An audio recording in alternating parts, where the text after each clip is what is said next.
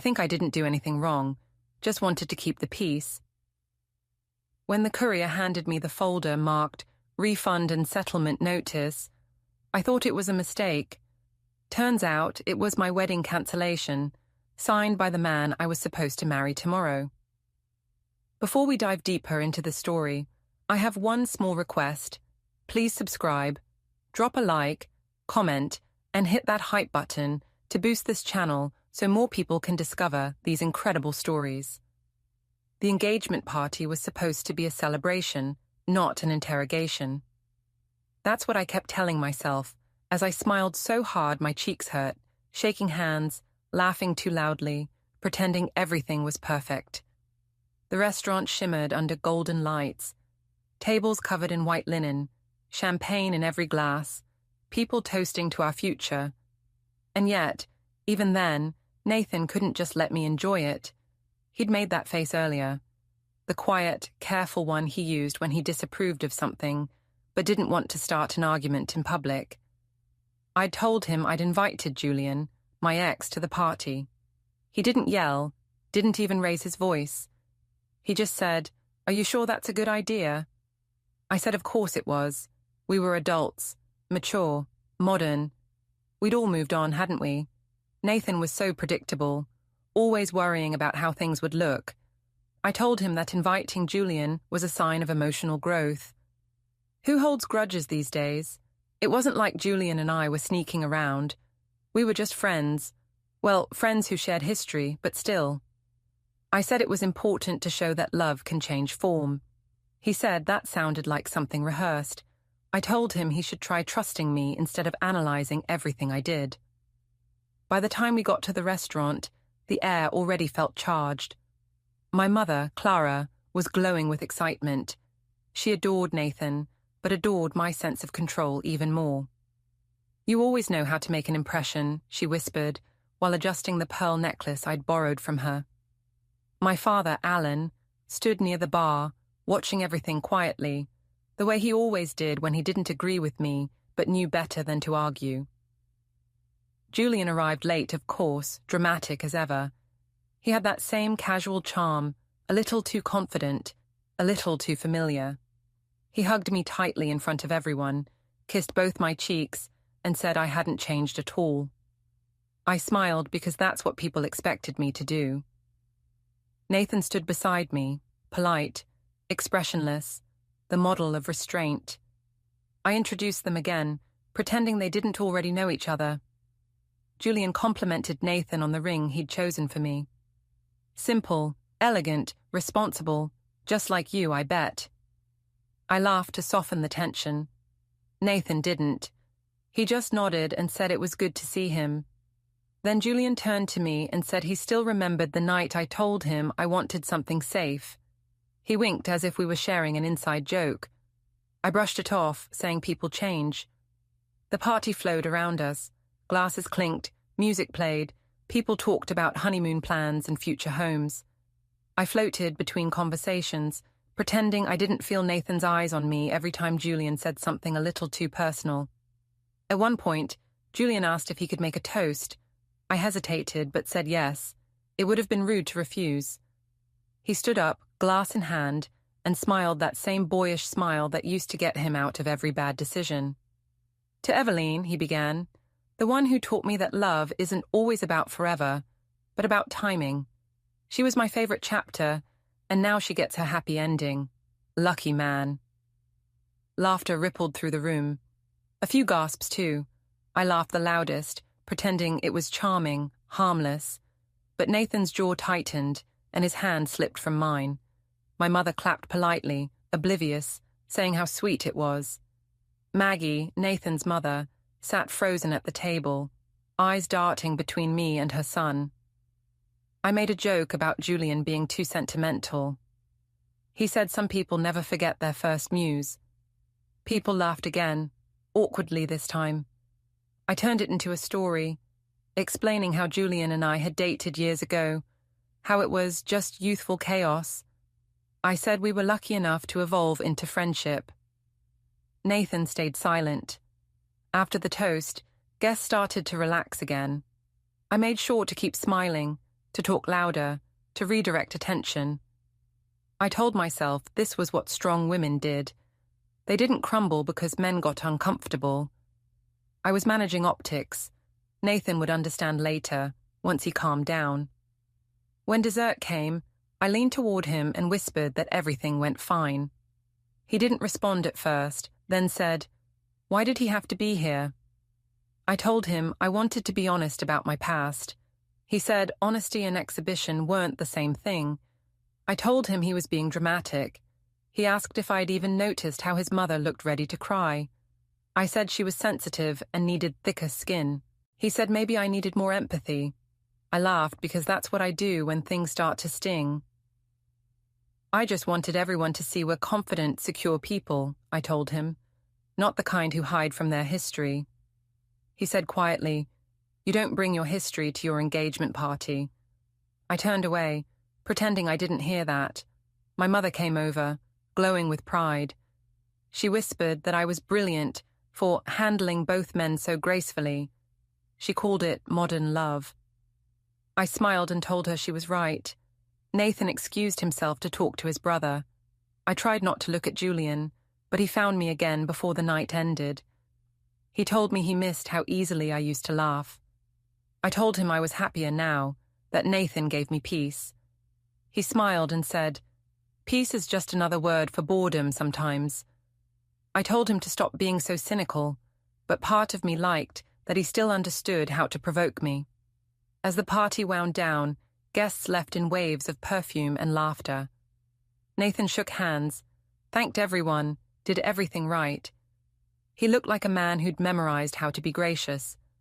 I told him he was perfect, the calm in the storm. He didn't answer. Julian lingered at the door. He gave me that half smile again and said softly, "Don't let him turn you into someone quiet." I laughed it off, but Nathan heard. His expression didn't change, but something in his eyes did. Something sharp, final. When we got home, he barely spoke. I tried to tease him out of it, saying he was jealous, saying it was almost flattering. He said, "It's not jealousy, it's humiliation." I told him no one else saw it that way. He said maybe I'd surrounded myself with people who didn't know what respect meant. I didn't sleep that night. I kept replaying Julian's toast, the laughter, the looks, but I told myself it was fine. Eli would calm down, everyone would forget, and I'd come out looking poised and mature. That's what mattered most. Still, when I turned on my phone before bed, there it was, Julian's post from the party, a photo of us laughing mid-toast, captioned, "To the one that got away." My stomach dropped, but I didn't delete my comment under it. I wrote, "Some things never really go away. They just change shape." I convinced myself it was harmless. But deep down, I knew Nathan had seen it too. A week later, the air in my parents' house smelled like lemon polish and old books, the kind of smell that made everything feel stable and safe. I sat at the kitchen table with my mother, sipping coffee, flipping through wedding magazines. She was glowing, already talking about flower arrangements and seating charts as if nothing uncomfortable had happened at the engagement party. When I brought up Julian again, she didn't even blink. "It's sweet that you and he can be friends," she said. "It shows emotional intelligence." My father, reading the newspaper across from us, made a small sound, something between a sigh and a laugh, but didn't say anything. That's when the idea came to me, not as a plan, but as something that sounded poetic in my head. My father's back had been giving him trouble for months, and he hated attention. The thought of walking me down the aisle made him grimace. He said the tradition was outdated anyway. So I said, almost casually, maybe Julian could do it instead. My mother looked up, delighted. What a beautiful gesture. Closure and new beginnings all at once. I smiled, half joking, half serious. Exactly. It would show everyone how grown up we all are. My father lowered his paper. "Eveline, you might want to think before you do something like that," he said quietly. "People will talk." "People always talk," I said. At least they'll talk about how enlightened I am. That afternoon, when Nathan came to pick me up, I told him the plan as if it were already decided. He stared at me for a long moment, trying to understand if I was serious. "You want your ex-boyfriend to walk you down the aisle?" he asked finally. I laughed, pretending not to hear the edge in his voice. "It's symbolic. My dad can't, and Julian's been part of my story. It's not romantic, it's emotional history. You always say I'm sentimental." He said that was different. He said this was inappropriate, that it wasn't fair to him. I told him he was being small-minded, that I wasn't going to erase my past just to make him comfortable. He said, "This isn't about comfort, it's about respect." I told him that real respect means trust, and trust means not overreacting. Then I smiled and said, if he couldn't handle it, maybe he wasn't as evolved as I thought. That one landed. He got quiet. That was how I always knew I'd won, when he went quiet. Later that night, we had dinner with his family. Maggie was already tense when we arrived. I could feel her eyes following me across the room. At one point, she asked gently if I was planning to keep things simple at the ceremony. I told her yes, except for one special surprise. I said Julian might walk me down the aisle since my father's back was acting up. The room went still. Oliver dropped his fork. Maggie blinked as if she hadn't heard right. "You mean your ex-boyfriend?" she said finally. "Yes," I said. "We're friends now. I think it would show everyone how far we've come. Isn't forgiveness beautiful?" Nathan's face went pale. Maggie put her napkin down slowly. "That's not forgiveness," she said. "That's humiliation." I laughed softly, telling her she was being old-fashioned, that times were changing. She said some things shouldn't. Nathan stayed silent the rest of dinner, answering questions from his brother with one-word replies. When we got in the car, he finally spoke. "I can't believe you told my family before we even talked it through." I told him we'd already talked about it. He said, "No, you talked," and I disagreed. I said he was overthinking everything again, making drama where there was none. I explained how my mother supported me, how it would mean something special to me. He said, "It means something humiliating to me." I crossed my arms and said, maybe we weren't the same kind of people after all. I even added that maybe he liked the version of me that needed him too much. That's when he pulled over, looked at me and said quietly, "You don't need me at all, do you?" I told him not to be so dramatic. "I just need you to understand me," I said. "If you loved me enough, you would." He didn't argue. He just drove the rest of the way home in silence. That night, I called my mother again. She told me Nathan would come around, that men always needed time to catch up emotionally. She said I was ahead of my time, that I was brave for not letting jealousy dictate love. I liked the sound of that, brave. I texted Julian the next morning. "Would you do me a favor?" He wrote back instantly. "For you, anything." I told him about my father, about the symbolic idea, about how it would be beautiful closure.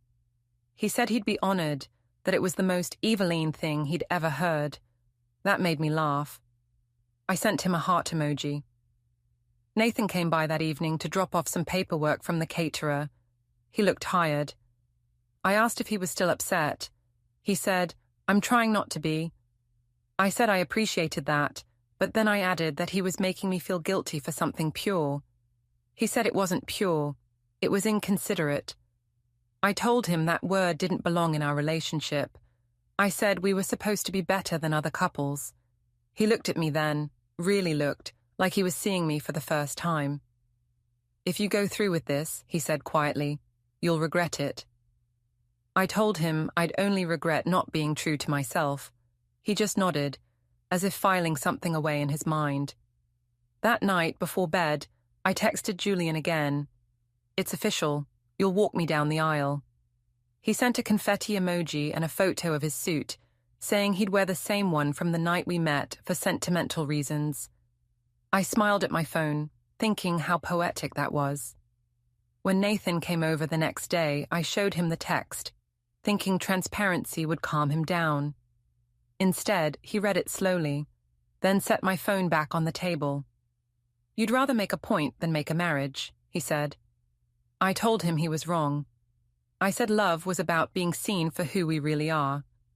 He said maybe that was the problem. He was finally seeing who I was. He left soon after. I told myself he'd cool off. He always did.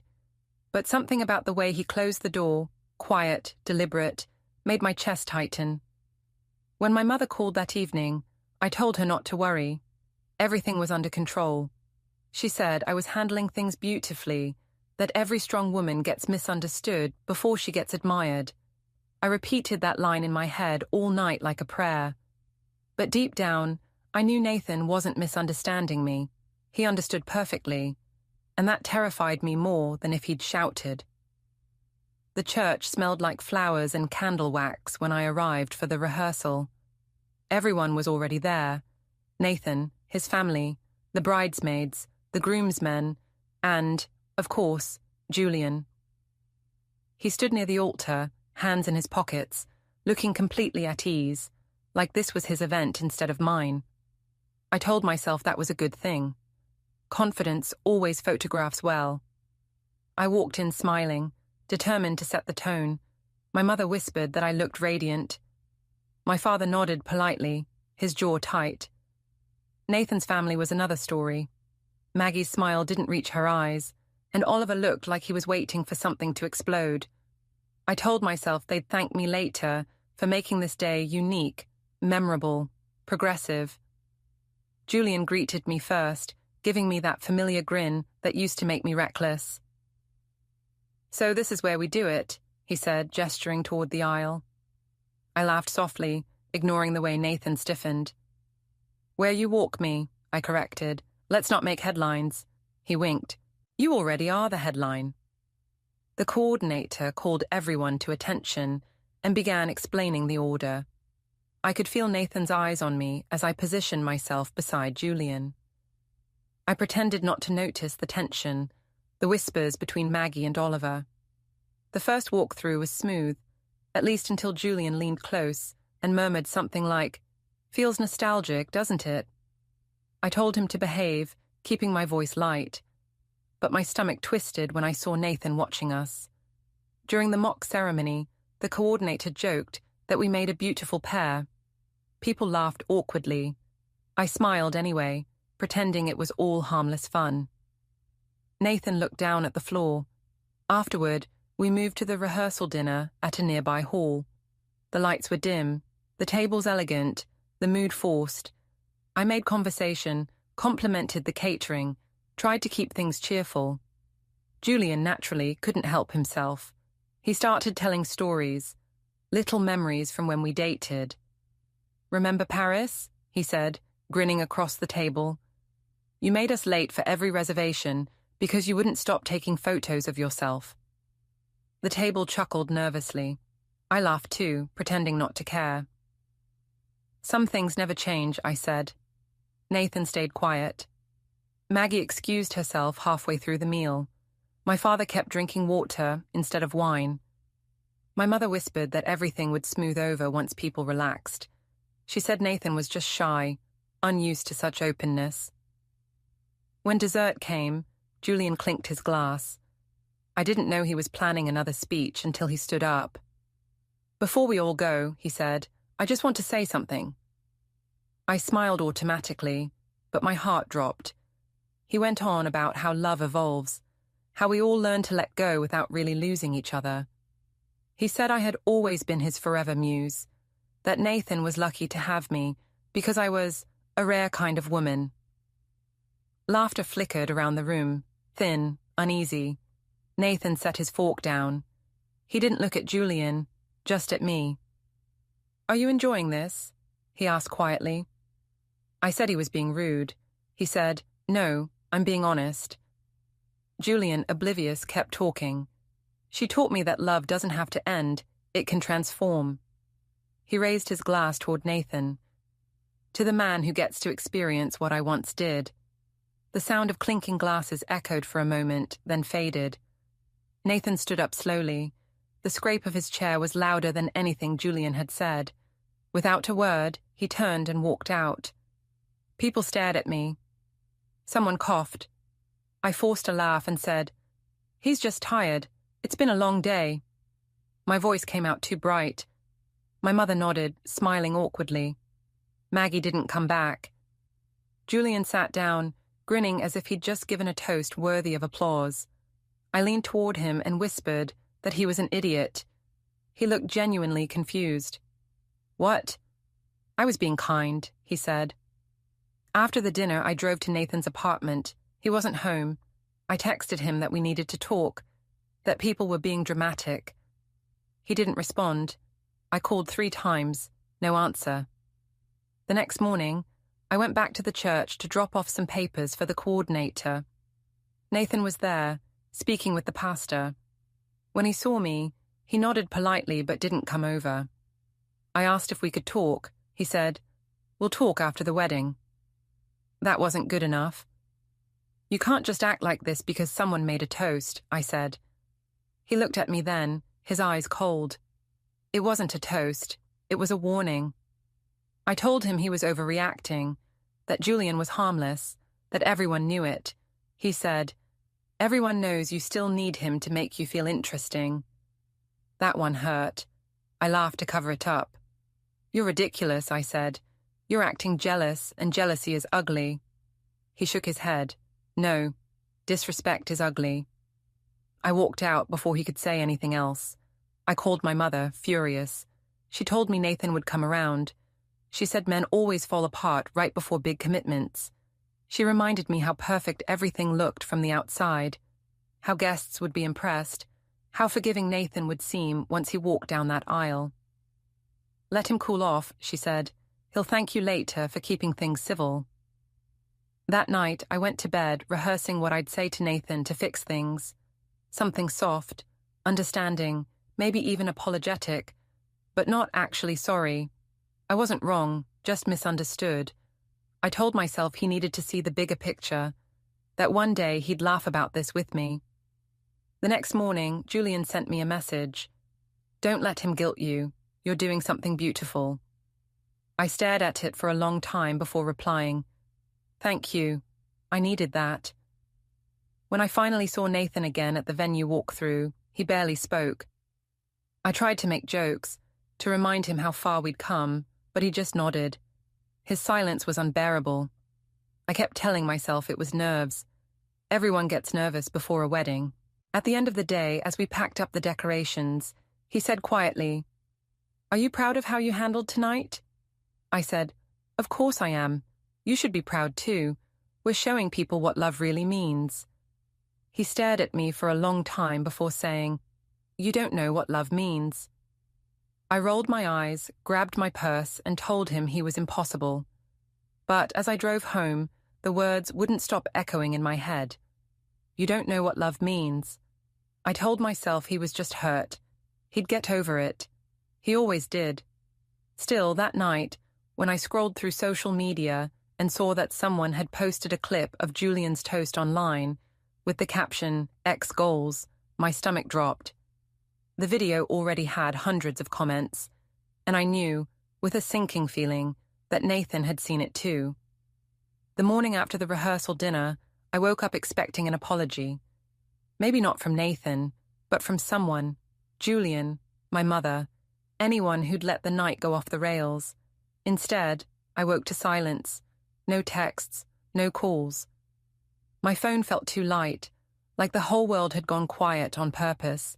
I got out of bed, made coffee, and told myself everything was fine. It was just nerves. Big moments always made people tense. Still, when I opened my messages, the first thing I saw was a missed call from Oliver. That was strange. He never called me directly. Then a text from him came through. "You should probably talk to Nathan before this gets worse." Worse? I didn't even know what that meant. I called him right away, but he didn't answer. A minute later, another message.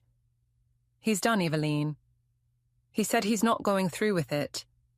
I laughed out loud, sitting at my kitchen counter in my robe. Not going through with it? That wasn't possible. People don't just cancel weddings the day before. They cry, argue, maybe postpone, but they don't walk away. Especially not someone like Nathan, who hated conflict so much he apologized when other people hurt him. I tried calling Nathan next, straight to voicemail. I texted, "Can we talk like adults? You're blowing this out of proportion." No reply. By noon, my mother called, her voice pitched high with false calm. "Don't panic," she said, "but Maggie told me Nathan went to stay with Oliver last night." "Why?" I asked, though I already knew. "She said he needed space," my mother said carefully, which I told her is perfectly normal before a big event. Some men just retreat. I wanted to believe that, but my father's voice cut in from the background. "He's not retreating, Clara. He's withdrawing." I hung up before they could start another argument about me. The hours crawled by. I kept checking my phone, refreshing messages that never came. Finally, around 3 o'clock, I got a notification, an email from one of our wedding vendors. "Dear Ms. Dorr, this is to confirm the cancellation of your event reservation, effective immediately. Refund has been initiated to Mr. Cole's account." My heart stopped. I reread it twice. Refund? Cancellation? I opened my inbox again. There were 6 more just like it. Venue, caterer, photographer, all confirming cancellation, all mentioning refunds to Mr. Cole. I called the venue manager. She sounded uncomfortable. "I'm sorry, Ms. Dorr, but Mr. Cole provided written notice this morning, along with legal documentation authorizing the withdrawal. Everything was under his name." "Legal documentation," I repeated. "For a wedding?" She hesitated. "I think you should probably speak to him directly." By the time I hung up, my hands were shaking. This couldn't be happening. I called my mother again, but this time her voice was sharper. "What did you do, Eveline? He's gone to the bank, too." "What bank?" "The joint one for the wedding fund. He's frozen the account." I laughed, a hollow sound. "He can't do that. That's our money." "No," she said quietly, "it's his. You never changed the paperwork." I could hear my father in the background again, muttering something like, "He's smarter than she thought." That stung more than anything. By evening, I finally got a text. Not from Nathan, but from Maggie. It was short and cold. "My son deserves peace. Please respect his decision. Peace." The word made me furious. Who was she to decide what peace looked like for him? He was making a mess out of everything I'd built, everything I'd planned. I told myself I needed to control the narrative before people started gossiping. So I opened my social media app, posted a long caption under one of our engagement photos. "Love isn't linear. Sometimes 2 people need space before they can find their rhythm again." I'm proud of how honest we've been through this journey. It sounded wise, forgiving, perfectly curated vulnerability. Within an hour, it had dozens of likes, even a few comments saying how mature I was. My mother reposted it, adding heart emojis. But then Julian commented, "Couldn't be prouder of you for following your heart." My stomach dropped. That made it worse. It made it look like something was going on. I deleted his comment immediately, but not before a few people had liked it. 10 minutes later, another notification. A new message from Nathan. My heart leapt, but it wasn't what I expected. It wasn't even a message, just a forwarded email from our wedding coordinator with a note at the bottom in his tone. Calm, precise. "Effective immediately. All arrangements are cancelled. I've settled remaining balances. Please remove my name from any associated materials. Consider this the formal termination of all wedding agreements. No explanation, no apology, nothing." I stared at it for a long time, reading the lines over and over, hoping I'd find some trace of emotion hidden between the words. There was none. When my mother found out, she was furious. "He can't just leave you hanging like this," she said. "We'll talk to a lawyer if we have to." My father stopped her. "No," he said. "She pushed him too far." That night I couldn't sit still. I paced the apartment, replaying every word, every look, trying to twist it into something that still made sense. Maybe he was testing me. Maybe he wanted me to chase him. That's what people do when they love someone. They fight. I sent one last message before midnight. Nathan, please. This is a mistake. We can fix it if you'd just come home. I watched the screen until the text switched to delivered, but it never changed to read. The next morning, a knock came at the door. I opened it expecting my mother, or maybe Nathan, ready to make peace. But it was a delivery man holding a thick envelope. He handed it to me, asked for a signature, and left. Inside were official-looking papers, notice of wedding contract termination and refund reallocation. The last page was signed by Nathan Cole. I sank onto the couch, the room spinning. I wanted to cry, but anger felt safer. I told myself he'd regret this, that once people saw how cold he was, they'd side with me. I even opened my phone again, ready to post something subtle and dignified, like sometimes love teaches us when to let go. But before I could type it, I noticed another message, this time from Julian. Guess it's just us again. For the first time, the words didn't feel flattering. They felt like proof that Nathan was gone, and that I'd handed him every reason to leave. Still, I told myself he'd come around eventually. He had to. After all, people don't just walk away from someone like me. Do they? The following week blurred into a mix of denial and chaos. The flowers, the catering, the dress, all of it was gone. I kept thinking there had to be some mistake, that Nathan couldn't have possibly meant it. People don't just undo a wedding like returning a defective product, not after everything we'd built. The first morning after the cancellation went public, I woke to 40 unread messages. My mother, friends, co-workers, all asking if it was true. I texted back something vague. We're taking some time apart before finalizing plans, mutual decision. It sounded controlled, mature, safe, but even typing it made me want to scream. I hadn't heard from Nathan since the courier. Not a word. It was as if he'd disappeared into the clean, quiet world he always preferred. No emotion, no mess, just logic. That was his strength, and suddenly, his weapon. By noon that day, my mother showed up at my apartment uninvited. She was furious, pacing in her heels, phone in hand. He's lucky you haven't gone to the press, she said. This is slander, emotional abandonment, humiliation in public. You could sue. I told her to calm down. She said she'd already spoken to her friend whose cousin was a lawyer. He can't just vanish, she insisted. He owes you compensation for the time and planning.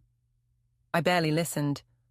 My mind was elsewhere, imagining Nathan's face when he'd decided to pull the plug, cold, detached, certain. That was what hurt most. Not that he left, but that he did it cleanly. No fight, no last word, just paperwork. Later that afternoon, my phone buzzed again. An unknown number. Ms. Dorr, a man's voice said. I represent Mr. Nathan Cole. I'd like to arrange a short meeting regarding financial closures.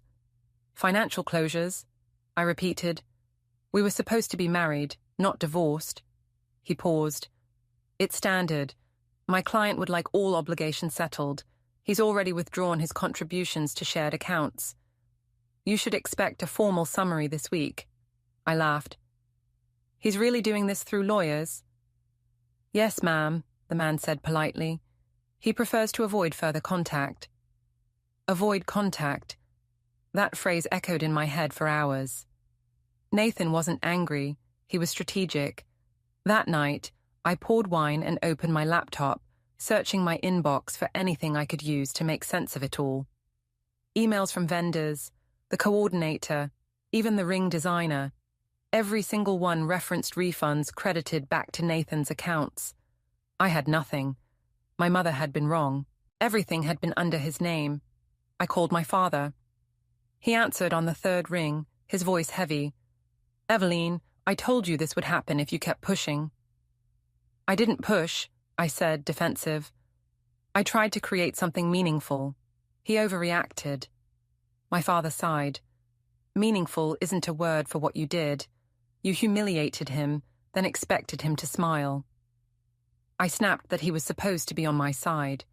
He said quietly, "I'm on the side of reality." When I hung up, the silence in the apartment felt enormous. I tried calling Lacey, one of my bridesmaids, to vent. She hesitated before answering, then said gently, "Eve, people are talking. Maybe just stay offline for a while." I asked, "Talking about what?" She sighed. "The rehearsal video. Someone leaked Julian's toast. Everyone's seen it. It's all over social media." My stomach dropped. "What video?" "The one where he called you his muse," she said quietly. "People think you were cheating." I laughed too loudly. "That's ridiculous." "I know, but optics matter," she said. "Nathan's friends have been commenting, without names, but everyone can tell who they mean." I hung up before she could say more. Then, against my better judgment, I opened my phone. It was everywhere. Clips, screenshots, slow-motion videos, even captions like, "She really invited her ex to her own wedding." Comments poured in beneath every post. Some people defended me, saying it was empowering. Others called me pathetic, manipulative, selfish. The second group was louder. I tried to post something to fix the narrative. I wrote a caption under an old photo of me and Nathan on the beach. Sometimes love ends quietly, with two people realizing they need different things. I stared at it for 10 minutes, then deleted it. No one would believe me anymore. The next day, I decided to go straight to the source. Nathan's office. I dressed carefully, white blouse, calm makeup, understated jewelry. I told myself if he saw me steady and composed, he'd remember who I was before all the noise. The receptionist froze when I walked in. "He's in a meeting," she said. "I'll wait," I replied. I waited an hour, then 2. When the door finally opened, it wasn't Nathan who stepped out, but a young man in a grey suit. He looked barely older than a college student. "Ms. Dorr?" he said. "Yes," I said, standing. He handed me a sealed envelope. "Mr. Cole asked me to deliver this personally." "What is it?" He didn't answer. "Have a good day, ma'am." Then he left. Inside was a letter on legal stationery, Nathan's signature at the bottom. It was written in his usual calm, even tone. "All shared financial matters have been closed. I wish you clarity moving forward. Please do not contact me again directly. My representation can address any remaining logistics." I read it twice. It wasn't even angry. It was surgical. The more I read it, the more furious I became. That night, my mother called again, threatening to go public with the story to make him look cruel. My father told her to stop meddling. Their argument played through the phone, voices overlapping. I hung up, poured another glass of wine, and scrolled through old photos. Me laughing at the engagement party, Julian's arm around me, Nathan standing stiffly beside us. Had I really ruined everything over symbolism, over wanting to look enlightened? I tried to tell myself no, that Nathan was weak, too conventional to understand me. But the truth clawed at me anyway. I had used him as proof that I'd moved on, when I never really had. The next morning, another courier came. I almost didn't open the door, but curiosity won. This time, it wasn't legal papers, it was a small box.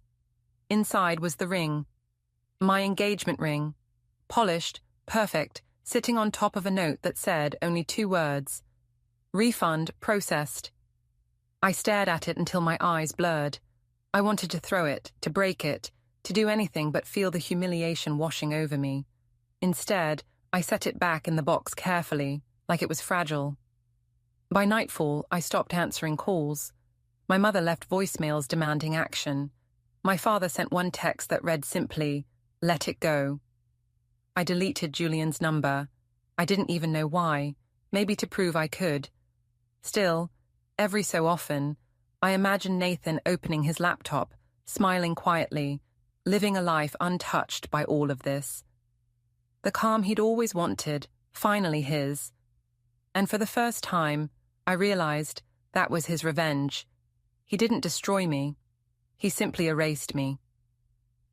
The apartment was almost empty by the time the final papers came. I had packed most of my things into neat boxes, not because I was moving, but because I couldn't stand looking at reminders anymore. The framed save-the-date card, the guest list taped to the fridge, the ivory shoes I never wore, all symbols of something that never existed the way I thought it did. The knock came just after sunset. I didn't bother checking the peephole. I already knew it wouldn't be him. It never was. Another courier, another envelope. I signed automatically and closed the door before he could even speak. The papers were heavier this time, an official packet from Nathan's lawyer. Final notice, settlement of personal and financial agreements. At the bottom was a clause stating that I was prohibited from using his name or likeness in any form of media, to preserve the privacy and dignity of all parties involved. Privacy and dignity. Words I used to think applied only to people who had something to hide. Now they were being used to lock me out of my own story. I sat on the couch for a long time, reading the lines over and over, trying to find a way to twist them into something hopeful. There wasn't one. It was done. He hadn't yelled, hadn't demanded, hadn't humiliated me in return. He'd just ended it quietly, like closing a tab on a screen. I opened my laptop and saw his name everywhere. The leaked video of Julian's toast was still making rounds online, paired with old photos of me and Nathan smiling at events. Headlines called it the cancelled wedding of the year. Strangers debated my character as if I were a case study. Some called me selfish, others said I was brave. The comments blended into one long blur of judgment and curiosity. For a moment, I thought about posting a response, something reflective and strong, a caption about how women are always punished for being emotional. I even typed it out. Sometimes love fails because people fear complexity. I stared at the words, but they rang hollow. I deleted them before anyone could see. I poured a drink instead and stood by the window, watching the city glow. Somewhere across town, Nathan was probably having dinner with his family, maybe even smiling. I pictured him sitting beside Maggie, calm, content, his phone face down on the table. Maybe he'd already told them it was over. Maybe they were relieved. My own phone buzzed with a single notification, an email from Julian. The subject line read, "You don't deserve this." I didn't open it. For once, I didn't want to read words that made me feel special. Special had cost me everything. I turned off the lights, letting the apartment fade into shadow. In the quiet, I could almost hear Nathan's voice, the steady tone he used when explaining something simple but final. "I wish you clarity moving forward." Clarity. The word used to sound clinical. Now it felt like a sentence. I set the papers back in their envelope and placed them on the coffee table. My hand brushed against the ring box, still unopened since it was returned. I lifted the lid. The diamond caught the dim light, glittering like it was mocking me. I thought about how he'd written "refund processed" on that note. No anger, no hate, just balance restored. Everything neat, fair, and final.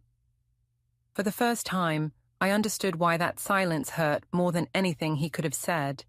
He hadn't punished me. He'd just stopped seeing me. Outside, a car alarm went off, then died. The city went back to its usual hum. I sat there until the glass in my hand went warm, staring at the contract that had replaced a wedding.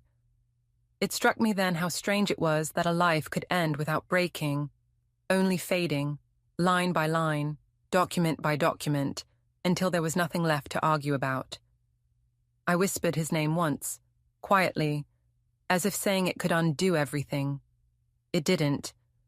And when the last bit of daylight disappeared, I realized I wasn't waiting for him anymore, only for the sound of the paper settling as it cooled on the table, proof that even endings can be perfectly still. Don't forget to hit like, subscribe, and turn on the bell so you don't miss the next story. Write in the comments from which city you are watching.